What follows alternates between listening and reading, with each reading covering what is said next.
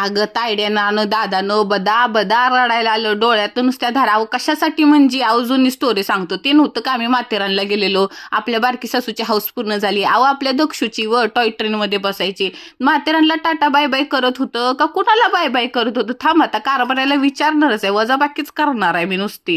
अहो त्या toy train आतनं एवढी भारी 3D पेंटिंग सारखी दिसते बघा.